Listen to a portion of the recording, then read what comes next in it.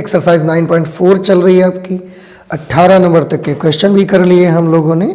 आज हमने 19 से और आगे के क्वेश्चन सॉल्व करने। एक्सरसाइज में आप देख ही रहे होंगे पूरे 23 क्वेश्चंस हैं। चलिए तो बिना किसी देर के शुरू करते हैं। 19 नंबर क्वेश्चन मैं पढ़ रहा हूँ, आप भी ध्यान से सुनिएगा। लिखा है गोलाकार गुब्बारे का आयतन। गुब्बारे का आकार कैसा दिया उन्होंने? गोलाकार, ताकि आप आयतन वगैरह के लिए सूत्र लगाएं तो गोले का सूत्र लगा सकते हैं उसके आयतन के लिए। एक गोलाकार गुब्बारे का आयतन जिसे हवा भरकर फुलाया जा रहा है। हम हवा भरते जा रहे हैं और वो गोलाकार गुब्बारा ऐसे इन्फ्लेट होते जा रहा है, फूलते चला जा रहा है। स्थिर गति से बदल रहा है। क्या स्थिर गति से बदल रहा है? आयतन। यदि आरंभ में इस गुब्बारे की त्रिज्या 3 इकाई है और t सेकंड बाद 6 इकाई है तो t सेकंड के बाद उस गुब्बारे की त्रिज्या ज्ञात कीजिए। बस इतना सा क्वेश्चन दिया गया है आपको। तो देखिए यहां पर क्वेश्चन नंबर 19 है। मैंने एक चीज लिख रखी है कि माना समय t पर गुब्बारे का आयतन v है। तब प्रश्न के अनुसार उन्होंने बोला हुआ है कि गुब्बारे का आयतन जिसे हवा भरकर फुलाया जा रहा है स्थिर गति से बदल रहा है। अब गुब्बारे के आयतन के बदलने की दर को किससे प्रदर्शित करेंगे? D d t of v से। और ये गुब्बारे के आयतन के बदलने की जो दर है वो कांस्टेंट है। बोल रहे हैं ना स्थिर गति से बदल रहा है। तो गुब्बारे के आयतन की जो बदलने की दर है वो कांस्टेंट है। अब इस कांस्टेंट को आप कुछ भी मान सकते हो। आप के मान लीजिए, आप सी मान सकते, ठीक है ना। लेकिन अभी जब समाकलन करोगे तो आप सी लगाओगे उस समय, इसलिए मैंने यहां पर के ले लिया है।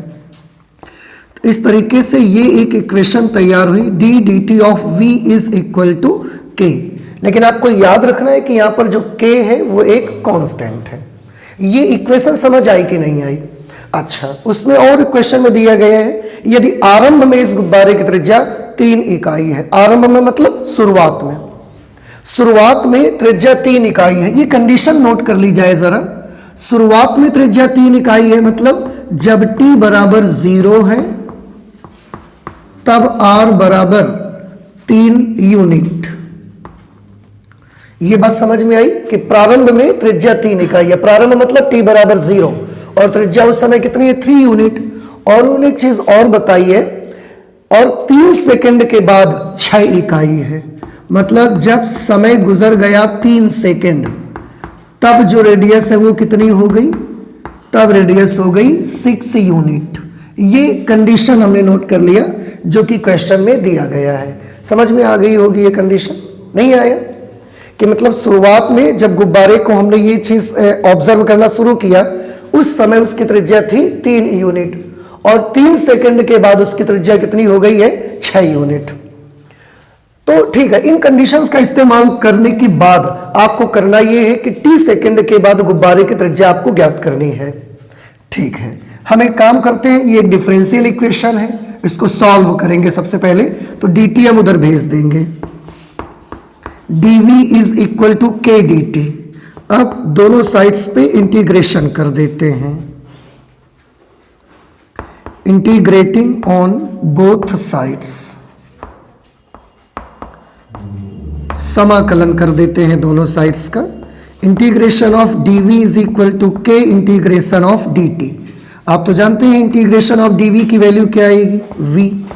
और dt का इंटीग्रल आएगा t और उसके साथ में हम एक कांस्टेंट ऑफ इंटीग्रेशन यहां पर लगा देंगे जो कि c रहेगा। इतनी चीज समझ में आ गई? ठीक, late this is equation number 1। अब आप चाहें तो आयतन, ये क्या चीज है? t समय पर गुब्बारे का आयतन है ये। अब गुब्बारा किस आकार का है? गोले के आकार का। तो हम चाहे तो आयतन का फॉर्मूला लिख सकते हैं। तो आप एक काम कर लीजिए, इसको इक्वेशन 1 मत मानिए अभी, आप आयतन का फॉर्मूला लगा दीजिए। गोले के आयतन का सूत्र क्या होता है? 4/3 pi r cube is equal to K T plus C. Let this is equation number 1। अब यहां पर ये कंडीशन अप्लाई कर लेते हैं। सबसे पहले हम कंडीशन फर्स्ट यूज करेंगे।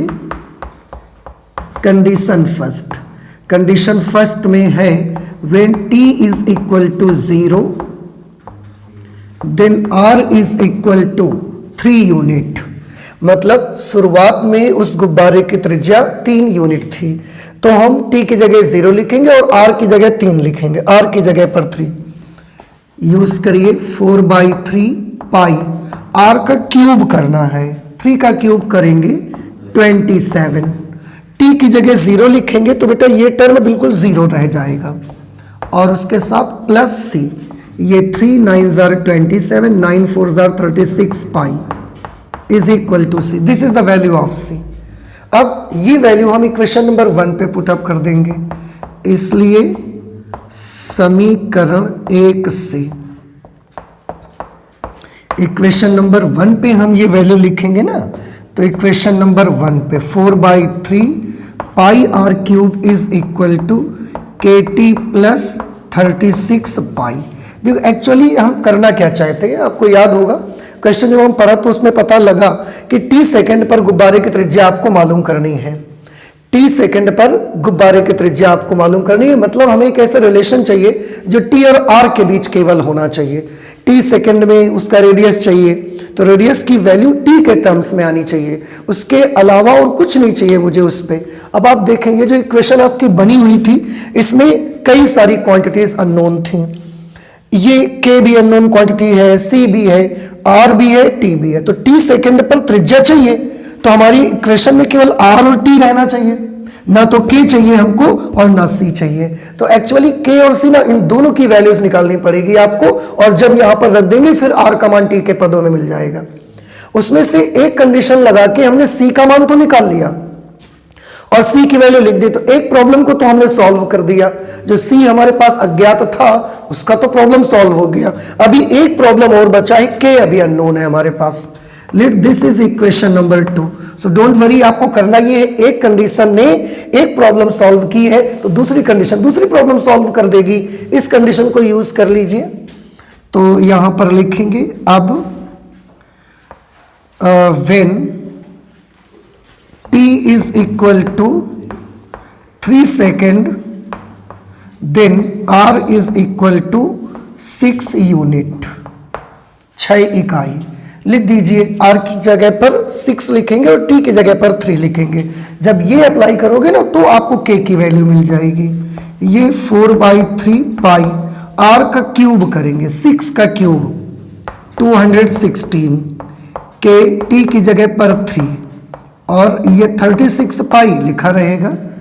इसको सॉल्व कर लीजिए आप, 3 से डिवाइड करेंगे, 3 7 जार 21, 3 2 जार 6, फिर 4 2 जार 8, 4 7 जार 28 पाई, और ये 36 पाई इधर ले आइए तो ये माइनस हो जाएगा, इज इक्वल टू 3k।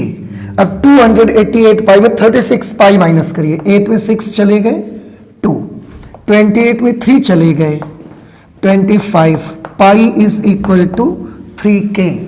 अगर 3k की वैल्यू इतनी है तो k की वैल्यू कितनी होगी, कैसे डिवाइड करेंगे इसको, then k is equal to, k 3 से डिवाइड करिए तो 3 8 जार 24, 3 8 जार 24 और 1 बचा, 3 4 जार 12 और पाई। तो ये k की वैल्यू निकल करके आ गई। अब इसको फिर से एक बार देखें क्या, r की जगह पर क्या लिखना है, 6 लिखना था, 4 36 का 216, 3 7 21, 3 दूना 6, 4 दूना 8, 4 7 28, 8 में 6 चले गए 2, 28 में 3 गए 25, पाई बराबर 3k, 3 8 24, 3 चौके 12। ठीक, k की वैल्यू 84 पाई आ गई। उसे अब हम इक्वेशन नंबर 2 पे रख देते हैं। अब समीकरण 2 से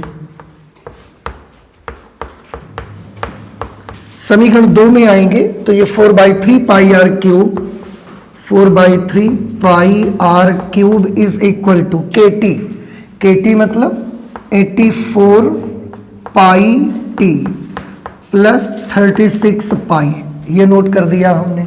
अब इस चीज आप कर सकते हैं यहां पर, आप देखिए जितने भी टर्म्स है ना सभी में 4 से डिवाइड हो सकता है, तो आप 4 से डिवाइड कर दीजिए, और 4 पाई से डिवाइड हो सकता है, पाई इस पे भी है, यहाँ सब जगह है, 4 पाई से डिवाइड करें तो ये बचेगा r³ इज इक्वल टू 4 पाई से डिवाइड करेंगे तो ये आ जाएगा 21t, 4 पाई से इसको डिवाइड करेंगे तो 9, 4 9 36।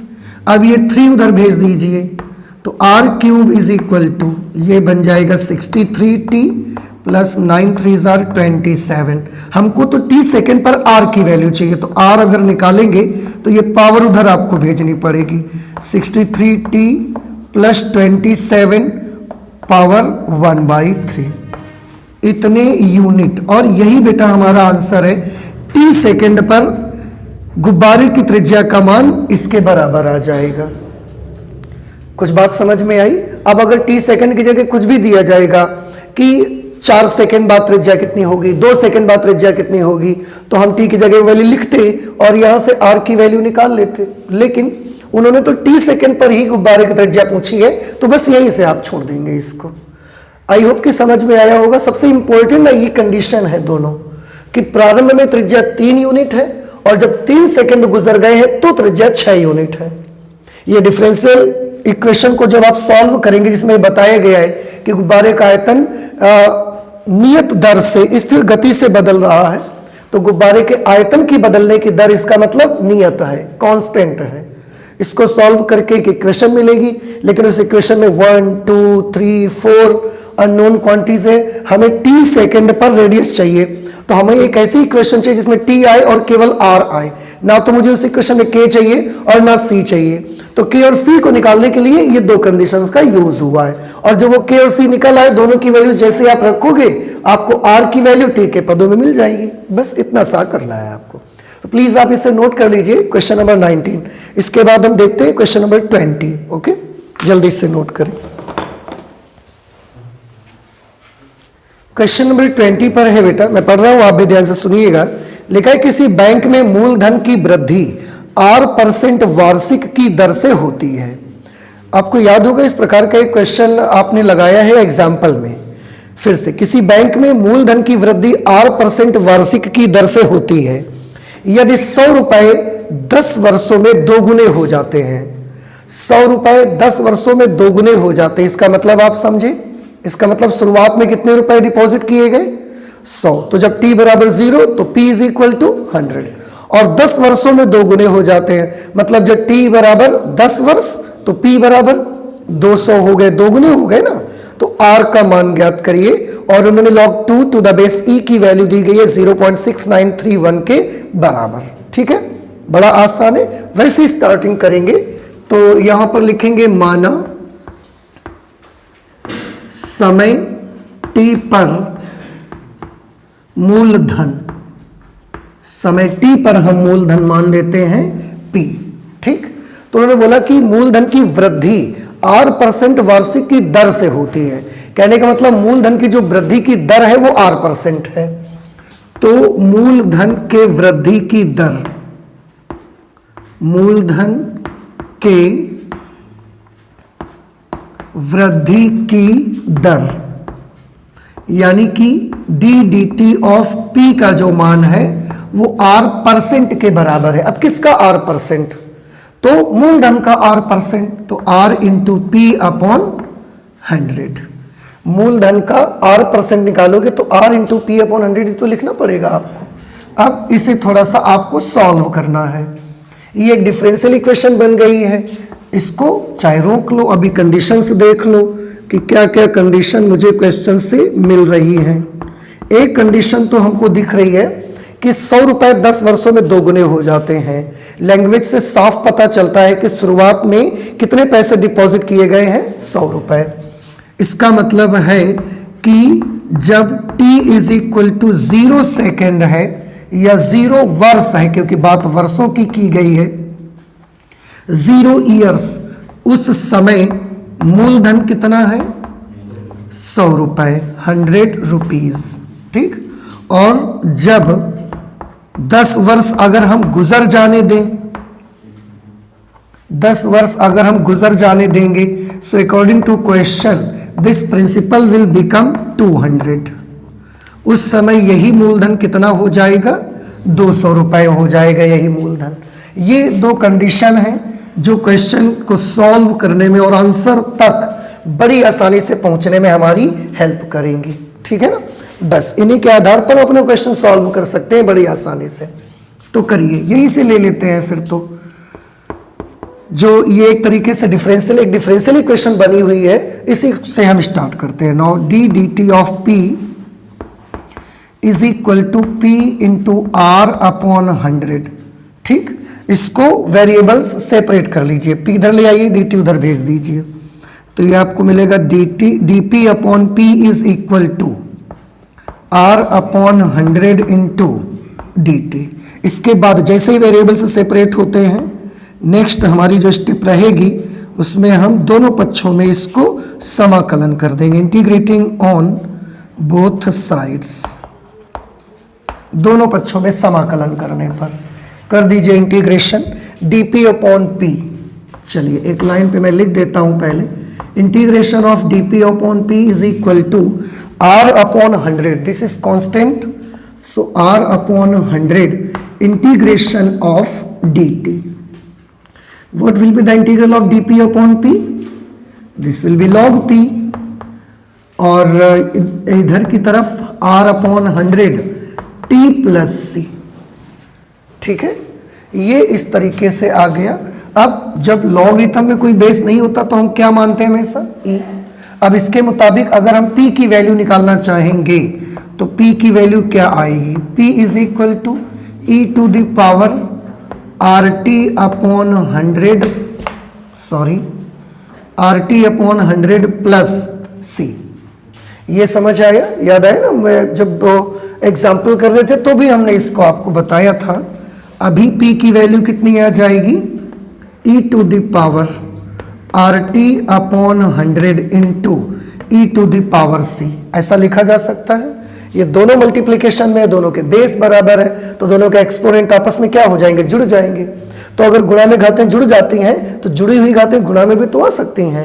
अब e to the power c, you can see that e to the power c is a constant, और अगर ये कांस्टेंट है तो इसकी जगह पर हम एक दूसरा कांस्टेंट यूज कर लेते हैं a, e to the power R T upon 100। तो ये एक इसकी जगह पर आया, a आ गया, माना e to the power c is equal to a, क्योंकि e to the power c भी कांस्टेंट है, a भी कांस्टेंट है। तो यहां पर मैंने लिख दिया, ये एक इक्वेशन तैयार हो गई। बट अभी इस इक्वेशन पे आप देखो, p आपका अननोन है, a अननोन है, r अननोन है, t अननोन है। 4 quantities in this formula are unknown, अज्ञात है, आपको नहीं पता इनके बारे में। अगर आपको इनके बारे में नहीं पता, आपको मालूम क्या करना है? आपको मालूम करना है कि 10 साल के बाद अगर ये राशि दोगुनी हो जाएगी तो r का मान क्या होगा। आप देखिए, 4 अज्ञात राशियां हैं, p, a, r और t।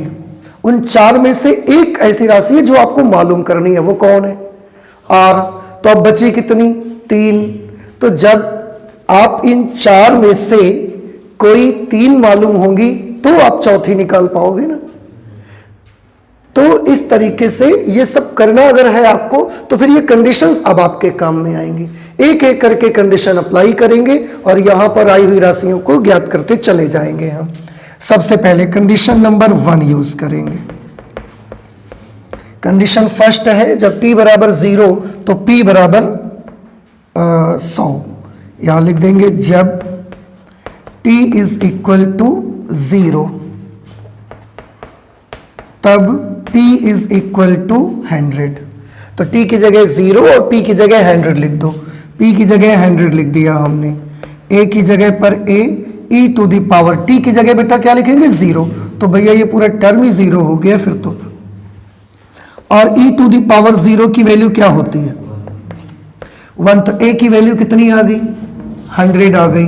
अब ये a की वैल्यू ना हम इस पे रख देते हैं, therefore p is equal to, p is equal to, a की जगह पर 100 लिखेंगे ना, तो यहां लिख दिया 100 e to the power R T upon 100, r T upon 100। ठीक, अब देखो एक राशि का तो हमको पता लगा, अभी भी 3 राशि, अगर एक राशि का और पता लग जाए फिर हमारा काम बन जाएगा। तो हम ये दूसरी कंडीशन अप्लाई कर देते, t बराबर 10 तो p बराबर 200। अब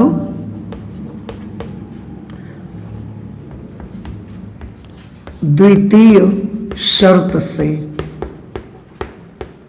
दूसरी जो कंडीशन है उससे t इज इक्वल टू 10, तब p इज इक्वल टू 200। तो लिखिए p की जगह पर 200 लिखा जाएगा, ये 100 लिख दिया, e to the power t की जगह पर 10 लिखेंगे ना, तो 10r अपॉन 100, 10r अपॉन 100। ये 0 से एक 0 इसका कैंसिल हो गया, यहाँ 2 0 से 2 0 कैंसिल हो गए। 2 is equal to E to the power r upon 10। ठीक, अब आप चाहें दोनों पक्षों का लॉग लेने पर, taking log on both sides, दोनों पक्षों में लॉग लेने पर, तो ये भैया क्या हो जाएगा, log 2 to the base e is equal to, यहां पर लॉग लेंगे तो ये पावर आगे आ जाएगी, तो ये आ जाएगा r upon 10 log e to the base e, और log e to the base e की वैल्यू कितनी होती है 1। इधर log 2 to the base e की वैल्यू क्वेश्चन में दी गई है 0.6931, तो इसकी जगह पर लिख देंगे 0.6931 is equal to r upon 10 multiplied by 1, because log e to the base e will become 1। हमें r चाहिए तो 10 इधर लेते आइए आप, r इज इक्वल टू 10 से जब इसको मल्टीप्लाई करा देंगे तो ये 6.931 वैल्यू आ जाएगी, and r is the rate, इसलिए हमें इसको परसेंटेज में लिखना पड़ेगा। इसका मतलब है जो भी मूलधन है वो 6.931 के रेट से इंक्रीज हो रहा है लगातार। इस तरह से देखो, ये जो दो कंडीशन आपकी बीच में मिलती हैं, जो क्वेश्चन पढ़ के हम लोग उसको पता लगाते हैं, वो कंडीशन ही आपके लिए टर्निंग पॉइंट होगा इस क्वेश्चन का। एक बार क्वेश्चन में दी गई डिफरेंशियल इक्वेशन सॉल्व हुई, सॉल्व होने के बाद पूरा का पूरा रोल इन दो कंडीशंस का होगा जो आपको दी गई हैं। एक बार कंडीशन लगाने से कांस्टेंट मिलेगा, दोबारा कंडीशन लगाने से आपकी पूरी समस्या सॉल्व हो जाएगी, और आप देख रहे हैं, ठीक है ना, समझ में आया आपको? तो प्लीज जल्दी से नोट कर लें, ये क्वेश्चन किया हमने 20 नंबर, तो आगे आते हैं 21 नंबर पे। ओके,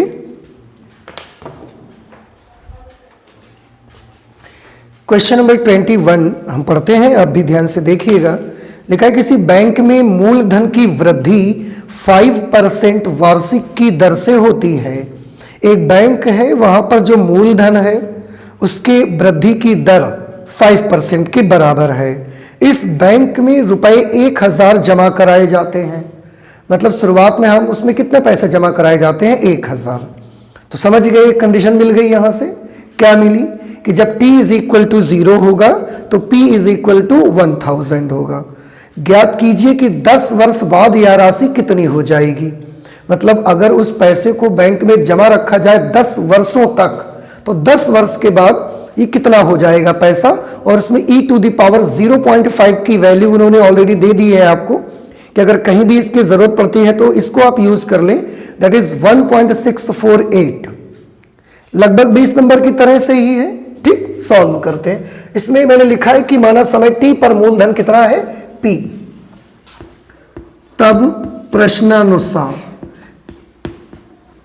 क्वेश्चन के मुताबिक हमको ये बताया गया है कि मूलधन के वृद्धि की दर अर्थात dt ऑफ p की जो वैल्यू है वो 5% है। तो 5% किसका है? आंसर है मूलधन का। तो 5 इंटू p अपॉन 100। आप इसे थोड़ा सा कैलकुलेट हो रहा है तो कर सकते हैं। dp upon dt is equal to p upon 20।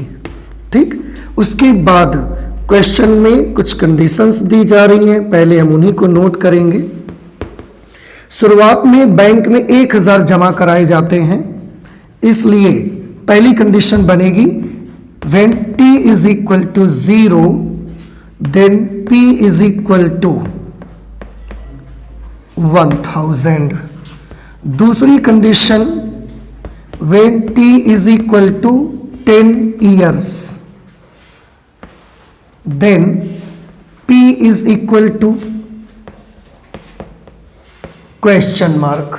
ये पूछा जा रहा है आपसे कि कि शुरुआत में हमने 1000 रुपया जमा कराया, लेकिन जब 10 वर्ष गुजर जाएंगे उस समय मूलधन की वैल्यू कितनी हो जाएगी, ये आपको मालूम करनी है।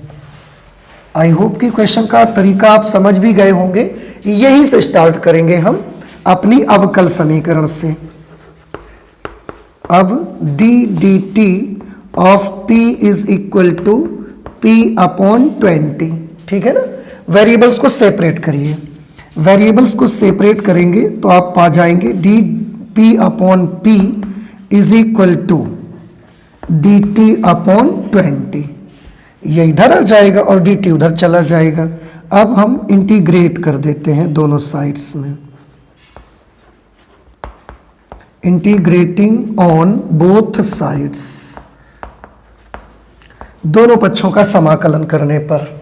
तो integration of d p upon p is equal to 1/20 integration of d t. D p upon p को इंटीग्रेट करने से आपको मिलेगा log p to the base e is equal to, this will be t upon 20 plus c, 1/20 और dt का integral t आ जाएगा plus c। अब अगर हम इसको p की वैल्यू निकालना चाहें, देखो जरूरी नहीं है कि यहाँ के बाद p का मान निकालना ही पड़ता है आपको, हम नहीं निकालते इस बार, देखिएगा ऐसे भी आंसर हमारा आएगा। आप ये मत सोचिएगा कि हर बार p is equal to e to the power t upon 20 plus c करेंगे तो ही हमारा आंसर आएगा। एक एग्जाम्पल और एक एक्सरसाइज में क्वेश्चन नंबर 20 मैंने ऐसे करके दिखा दिया है, अब इस पे हम नहीं लिखते हैं और फिर भी देखिए आंसर आएगा। ठीक है, रहने देते हैं इसको, ऐसे ही कर लीजिए। This is equation number 1। अब एक एक करके कंडीशन अप्लाई करना इसमें शुरू करते हैं। देखो p पूछा जा रहा है, t 10 ईयर दिया है, तो मैं चाहता हूं कि मेरे क्वेश्चन में केवल दो ही चीजें रहे, p और t रहे, c मत रहे मेरे क्वेश्चन में। तो हम c का मान निकालना चाहते हैं, उसको कैसे निकालेंगे, तो ये कंडीशन उसमें हमारी हेल्प करेगी। कंडीशन नंबर 1, कंडीशन फर्स्ट है when t is equal to 0 then p is equal to 1000। लिख दीजिए, p की जगह 1000 लिखेंगे, t की जगह 0, तो यह आएगा log 1000 to the base e is equal to t upon 20। No, t की जगह 0 लिखना है मुझे, तो t की जगह हम 0 लिख देंगे। t की जगह बेटा जब 0 लिख देंगे तो ये टर्म हो जाएगा 0 और c। इस तरह से c की वैल्यू भैया कितनी आ गई, log 1000 to the base e, ये c की वैल्यू आई। इसे हम इक्वेशन नंबर 1 पे अप्लाई कर देते हैं। इसलिए समीकरण 1 से from equation number 1 log p to the base e is equal to t upon 20 plus log 1000 to the base e। Let this is equation number 2। ठीक, अब दूसरी कंडीशन अप्लाई करेंगे तो हमारा आंसर आ जाएगा। t की जगह 10 लिखेंगे, p सॉल्व होके मिल जाएगा हमको। आप देखिए क्या करना पड़ेगा उसके लिए आपको, कि कंडीशन 2 जब t बराबर 10 वर्ष तब p बराबर कितना, ये पूछा जा रहा है। तो हम t की जगह 10 वर्ष लिख देंगे और p के लिए कैलकुलेशन करेंगे। तो यहां लिखेंगे log p to the base e is equal to, t की जगह 10 लिख देंगे तो 10 अपॉन 20 प्लस ये log 1000 to the base e। अब इसको कैलकुलेट कर लीजिए, एक काम करिए इसको इधर लेते आइए। ठीक, तो ये आ जाएगा log p to the base e minus log 1000 to the base e is equal to 1/2। 1/2 क्यों, 10 upon 20, 1/2। log m minus log n, इसको आप कर सकते हैं log p upon 1000 to the base e is equal to 1/2। 1/2 को आप चाहें तो 0.5 भी कर सकते हैं, 0.5। ठीक है ना। अब आपको वो करना पड़ेगा, तो e to the power 0.5 is equal to p upon 1000। तो P upon 1000 is equal to E to the power 0.5। P upon 1000 E to the power 0.5 की वैल्यू दी गई है 1.648। ठीक, अब ये 1000 जाके मल्टीप्लाई कर लेगा तो 1.648 में 1000 से मल्टीप्लाई हो जाएगा तो P की वैल्यू आ जाएगी 1648 रुपए। इसका मतलब अगर आप 1000 रुपयों को 10 वर्षों तक जमा रहने देंगे तो 10 साल बाद जब आप चेक करेंगे अपने अकाउंट को तो उसमें 1648 रुपया हो चुका होगा। और अगर 5% रेट से चेंज हो रहा है तो अब बताइए, समझ नहीं आया आपको? तो अगर हम इस जगह पर नहीं भी करते हैं तो भले आगे करना पड़ा मुझे, लेकिन आ जाएगा आंसर। समझ रहे हैं ना आप? हम अगर चाहते तो ये भी ना करते, हम फिर से एंटी लॉग लेते, फिर उसकी वैल्यू मिलती है हमको। लेकिन अब ये क्योंकि मेथड आप जानते हो तो यही कर लो फिर आप। और इस तरीके से हमने कर लिया क्वेश्चन नंबर 21। समझ आ गया ना सभी को? ठीक, प्लीज आप नोट कर लें। 22 नंबर करते हैं क्वेश्चन। Okay, question number 22। किसी जीवाणु समूह में जीवाणुओं की संख्या 1 लाख है। मतलब एक बैक्टीरियाज का एक पूरा ग्रुप है, वहां पर जब बैक्टीरियाज काउंट किए गए तो वो 1 लाख उनका काउंट आया 2 घंटों में। मतलब शुरुआत में 1 लाख है, वो शुरुआत में 1 लाख है। मतलब जब t बराबर 0 तो बैक्टीरिया का काउंट 1 लाख है। 2 घंटों में इनकी संख्या में 10% की वृद्धि हो गई। 2 घंटे बाद हमने फिर से उनको काउंट किया उनका, तो वो 10% उनमें बढ़ चुका था। 1 लाख का 10% मतलब 10,000 बढ़ जाएगा। 1 लाख का 10% तो 1,10,000 हो गए। फिर बाद में वो उन्हें पूछा कितने घंटों में जीवाणुओं की संख्या 2 लाख हो जाएगी, कितना वक्त लगेगा, कितना टाइम लगेगा कि ये जीवाणु बढ़ करके अपने नंबर को डबल कर लेंगे, 2 लाख कर लेंगे। इसका मतलब समय हमसे पूछा जा रहा है यदि जीवाणुओं की वृद्धि की दर उनके उपस्थित संख्या के समानुपाती हो। जीवाणुओं की जो वृद्धि की दर है उस समय जितने भी जीवाणु होंगे उनकी संख्या के ही अनुक्रमानुपाती है। तो बिल्कुल जैसा आपने 20 और 21 नंबर के ना करीब करीब ऐसे ही ये भी क्वेश्चन है। देखते हैं कैसे लगेगा। तो सबसे पहले तो यहां पर मैं लिख लेता हूं कि माना समय t पर जीवाणुओं की संख्या, कोई टाइम t ले लिया हमने, समय t पर जीवाणुओं की संख्या क्या मानेंगे? p मानेंगे। p मान लो आप, या नंबर है n मानना चाहते हैं तो n मान सकते हैं आप। माना समय t पर जीवाणुओं की संख्या n है। बउआ हो, समझ आई आपको? अब क्वेश्चन में सबसे लास्ट जो लाइन वो केवल पहले देखो आप। यदि जीवाणुओं के वृद्धि की दर उनके उपस्थित संख्या के समानुपाती है। जीवाणुओं के वृद्धि की दर प्रश्नानुसार, according to the question, the rate of increase of number of bacterias, जीवाणुओं के वृद्धि की दर क्या लिखा जाए बताइए? dt of n। ये समानुपाती है, किसके समानुपाती है? उस वक्त उसमें उपस्थित संख्या के। तो उस वक्त जीवाणुओं की संख्या कितनी है? n है, तो n के अनुक्रमानुपाती है। फिर तो ये लाइन नहीं समझ में आई, फिर से एक बार देख लो। समय t पर हमने कितना मान लिया संख्या है? कोई समय t है, उस पर बैक्टीरियाज हमने काउंट किए उसके ग्रुप में, तो n बैक्टीरियाज मिले। तो समय के अनुसार उनकी संख्या की जो वृद्धि की दर है dt ऑफ n, ये किसके समानुपाती है? उस समय उसमें मौजूद संख्या के समानुपाती है। तो उस समय कितनी संख्या है?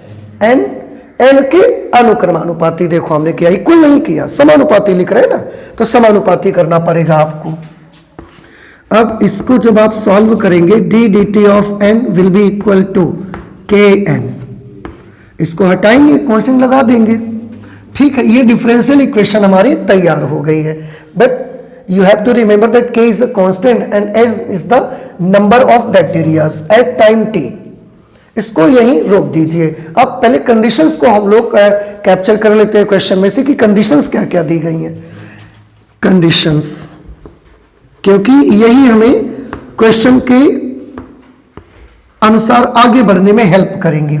सबसे पहले जीवाणु समूह में जीवाणुओं की संख्या 1 लाख है, मतलब जब स्टार्टिंग पे मैंने देखा तो 1 लाख बैक्टीरियाज मुझे मिले। क्या समझ पाए आप कि जब t इज इक्वल टू 0 है तब n की वैल्यू कितनी होगी 1 लाख। ठीक, दूसरी कंडीशन में क्या दे रहे हैं बताइए, 2 घंटे के बाद फिर हमने काउंट किया तो 10% बढ़ चुके थे, यानी कि जब t is equal to 2 hours तब n is equal to 1 lakh का 10% अगर बढ़ जाएगा तो ये कितने हो जाएंगे 1,10,000। नहीं समझ में आया, 1 लाख का 10% निकालो। अच्छा देखो क्या आता है,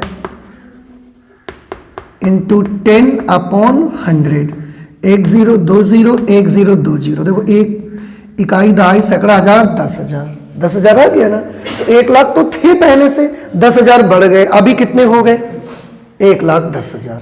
नहीं समझ में आया भाई, 10% बढ़ने का मतलब आप केवल 10% थोड़ी लिखना है, 10% बढ़े हैं तो पहले वाले 1 लाख मरे थोड़ी हैं, वो 1 लाख रहेंगे, उसमें 10% बढ़ गया तो मिला के 1,10,000 हो गया। 2 घंटे बाद फिर से आप काउंट करने जाएंगे, you will get the number of bacteria that it is equal to 1,10,000। Okay, next, कितने घंटों में जीवाणुओं की संख्या 2 लाख हो जाएगी। अभी बताइए इस कंडीशन को क्या लिखा जाए। जब t बराबर मालूम करना है तब n बराबर कितना होना चाहिए 2 लाख होना चाहिए, मतलब कितना वक्त लग जाएगा बैक्टीरिया का नंबर डबल होने में, 2 लाख होने में कितना वक्त लग जाएगा, ये टाइम पूछा जा रहा है। समझ आ गया आपको? ओके, अब देखो आप सोचोगे कि अभी तक के क्वेश्चन में तो 2 कंडीशन आती थी, अभी 3 कंडीशन आ गई। तो आप देखो ना, एक फालतू का कांस्टेंट भी तो एक्स्ट्रा बढ़ा हुआ है, नहीं तो अभी तक ये नहीं आता था, इक्वल दे देते थे पर ये तो नहीं लगाना पड़ता था, अब इसमें के भी तो लगाना पड़ रहा है आपको, तो एक कांस्टेंट भी तो बड़ा है, इसका मान भी तो निकालना पड़ेगा आपको। यही से स्टार्ट करेंगे अब अपने क्वेश्चन को अवकल समीकरण से।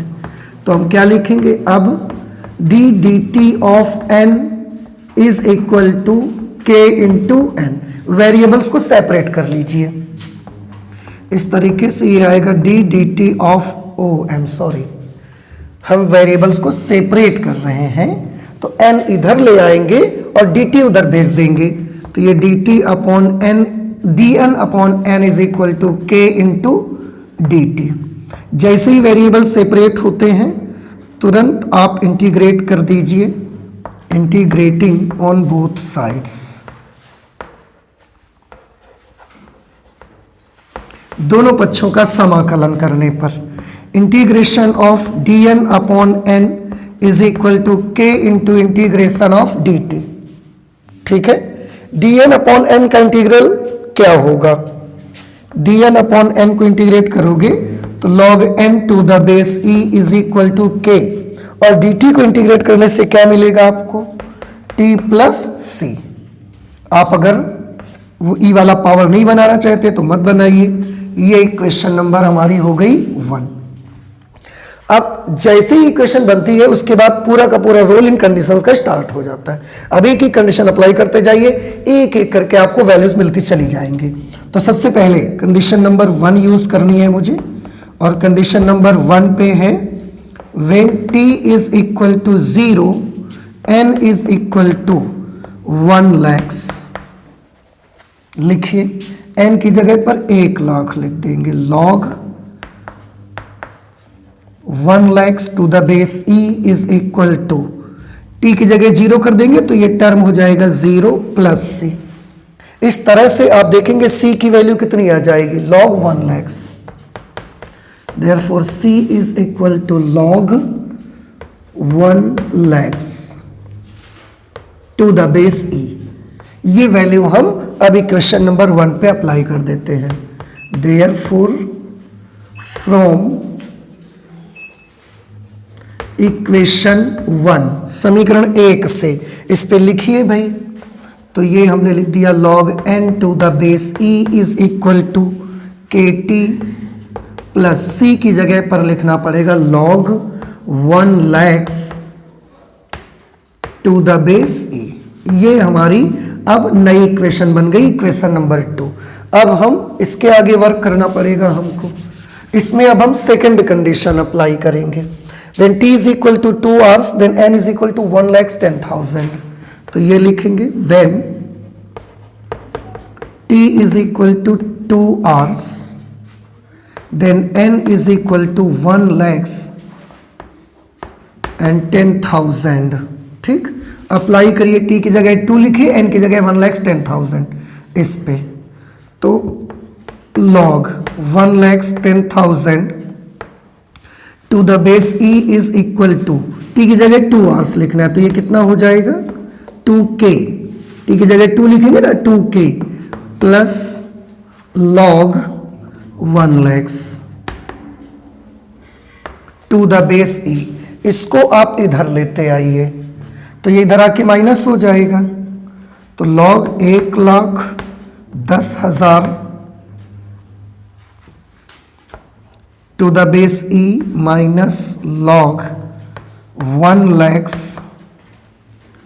To the base e is equal to 2k।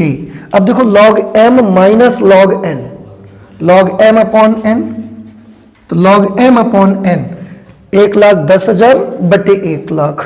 4 zero से सीधे सीधे 4 जीरो कैंसिल हो जाएंगे। क्या बच पड़ेगा यहाँ पर 11 बटे 10 बराबर 2k। तो k की जगह पर क्या हो जाएगा 1/2 log 11 बटे 10। ये k की वैल्यू निकल करके आ गई। अब ये k की वैल्यू हम वहां पर अप्लाई कर देंगे, इसलिए समीकरण 2 से इक्वेशन नंबर 2 पर k की जगह इसको लिख दीजिए। तो एक नई इक्वेशन आपको मिल जाएगी log n to the base e is equal to, k की जगह लिखेंगे 1/2 log 11/10 to the base e plus log 1,00,000 और ये टू द बेस e बना रहेगा।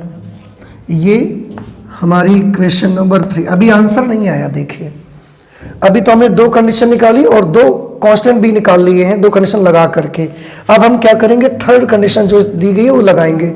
n की जगह 2 लाख लिखेंगे और जैसे n की जगह 2 लाख लिखेंगे ना, ये t कहाँ है, अच्छा ये k के साथ t था, ये भूल गए लिखना, k का मान लिख दिया, t नहीं लिखा ऐसे। तो k t प्लस log 1,00,000, जैसे हम इनकी जगह 2 लाख लिखेंगे सॉल्व होकर ऑटोमेटिकली वो t की वैल्यू हमको मिल जाएगी। ठीक है ना, लेकिन उसके लिए तो जगह नहीं है हमारे पास। आप नोट कर लें, फिर हम सॉल्व करके दिखाते हैं आपको, बस थोड़ा सा काम बाकी रह गया। ओके, थर्ड कंडीशन यूज करेंगे अब हम इस पे,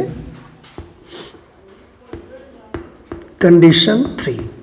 कंडीशन 3 में क्या लिखना है, मुझे लिखना है n is equal to 2 lakhs और t की वैल्यू निकाल लेनी है। इस पे लिख देंगे तो सॉल्व करिए, log और ये 2 lakhs to the base e is equal to 1/2 log 11/10 to the base e into t प्लस ये कितना रहेगा log 1 lakhs to the base e। समझ नहीं आया आपको, इसमें ही तो हम वो थर्ड कंडीशन यूज करेंगे। तो n की जगह हमने 2 लाख लिख दिया। अब पूरी इक्वेशन पे आप देखिए एक अज्ञात राशि है केवल और वो है t। तो जैसे आप सॉल्व करेंगे उस t का मान निकल आके आ जाएगा। सबसे पहले इसको इधर लेके आइए, जब ये इधर लाएंगे तो इधर आके माइनस हो जाएगा और माइनस होने के बाद log m minus log n लगा लेगा। तो log m minus log n का फॉर्मूला क्या बन जाएगा, log m upon n। log 2 lakh बटे 1 लाख करेंगे तो क्या मिलेगा आपको, 2 बटे 1 आ जाएगा, यानी कि 2 आ जाएगा। नहीं समझ आई, आ गया ना भाई, 2 लाख बटे 1 लाख करेंगे, 5 जीरो कैंसिल हो जाएगा, 2 बटे 1 बचेगा ना, तो 2 ही तो आएगा। और यहाँ पर 1/2 log 11/10 to the base e into t। अब log 2 इसकी वैल्यू मुझे लगता है दी गई है, क्या नहीं दी गई है, कोई प्रॉब्लम नहीं है। हमको तो भाई टी चाहिए। देखो ये 2 इधर गुणा में आ जाएगा, ये भाग में आ जाएगा।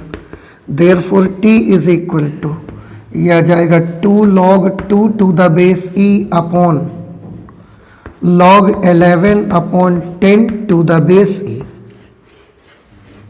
ये वैल्यू आ जाएगी, इतने आर्स लगेंगे बैक्टीरिया का नंबर डबल होने में। ठीक है, तो देख लेते हैं जरा कि इसका आंसर क्या यही आ रहा है, 2 log 2 upon log 11 upon 10।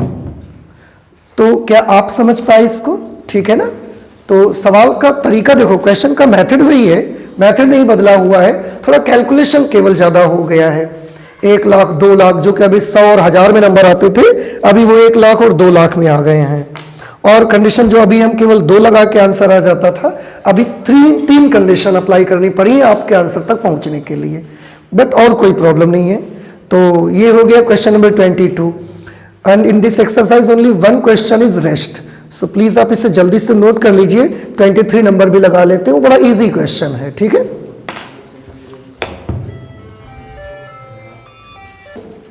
Question number 23 लिखा है अवकल समीकरण d d x of y is equal to E to the power x plus y का व्यापक हल है। तो ये बड़ा आसान है, आप इसको कैसे करेंगे? इसको आप सबसे पहले तो एक काम करिए, d d x of y is equal to E to the power x into E to the power y. आप इसे लिख सकते हैं या नहीं? दोनों गुणा में है, आप जब चाहेंगे गुणा में घातें जोड़ करके फिर से ही बन जाएगा। अब सेपरेट कर लीजिए वेरिएबल्स को, तो d y upon e to the power y is equal to E to the power x into d x, ये उधर चला गया। अब इसको ऊपर भेज दीजिए, तो E to the power minus Y D Y is equal to E to the power X D X. अब दोनों पक्षों को समाकलन कर दें, इंटीग्रेटिंग ऑन बोथ साइड्स, दोनों पक्षों का समाकलन करने पर। तो integration of E to the power minus Y D Y is equal to integration of E to the power X D X. ठीक है, अब E to the power Y minus Y को इंटीग्रेट करिएगा तो क्या मिलेगा आपको? Minus E to the power minus Y. और E to the power X का इंटीग्रल क्या आएगा? E to the power x plus C. नहीं समझ में आया? ठीक, इसके बाद आप इसको इधर ले आइए, इसको चाहो तो उधर भेज दो, तो ये बन जाएगा E to the power x plus E to the power minus Y, E to the power x plus E to the power minus Y, और इज इक्वल टू यहाँ क्या बचा? Minus C.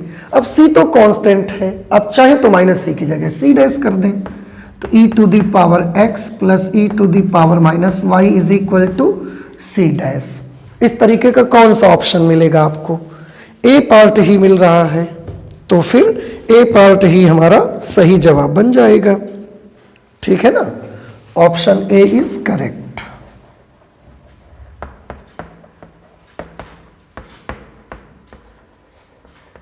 Option A is correct. अब बताइए ये आपको समझ में आया कि नहीं आया? और इस तरीके से ये एक्सरसाइज आपकी कंप्लीट हो जाती है। इसके बाद हम लोग जो अवकल समीकरण में पढ़ना है, वो जैसे आपने देखा था कि फर्स्ट ऑर्डर और फर्स्ट डिग्री की डिफरेंशियल इक्वेशंस को सॉल्व करने के हमने आपको बताया कि 3 मेथड हैं। एक मेथड इनमें से हमने सीखा, वो कौन सा मेथड था? ये मेथड था differential equation with variables separable. दूसरा जो मेथड आपको होगा वो होगा होमोजीनियस डिफरेंशियल इक्वेशन का, जिसे हम हिंदी में बोलेंगे समघातीय अवकल समीकरण। समघातीय अवकल समीकरण कहते किसको हैं, इसका इंट्रोडक्शन और उनको कैसे सॉल्व किया जाता है, ये सारी चीज़ क्यों ना अब हम अगले क्लास में देख लें, नहीं तो आज तो फिर नहीं हो पाएगा। तो अगली क्लास में पढ़ते हैं आगे की चीज़ें। आज मैथमेटिक्स में इतना ही रख लेते हैं। ठीक है, चलते हैं, मिलते हैं अगली क्लास में। Thank you.